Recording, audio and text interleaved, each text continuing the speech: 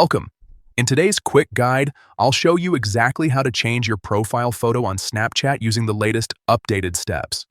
Whether you want to refresh your look or just keep things current, this only takes a minute.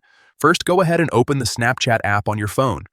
Once you're in, look at the top left corner of your screen and tap on your Bitmoji or profile icon. This will take you to your profile page where all your account details are stored. Now, on your profile screen, find and tap on Public Profile. If you don't see it right away, just scroll a little until it appears.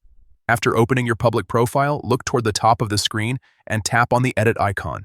This is where you can customize how your profile appears to others. Next, tap directly on your current profile photo. Snapchat will now give you a few options for updating it. To upload a new picture, select Choose from Library. This will open your phone's gallery so you can pick any photo you like. Browse through your photos and select the one you want to use. Once you've chosen your image, you may have the option to adjust or crop it to fit perfectly. Take a moment to position it just the way you want, then confirm your selection.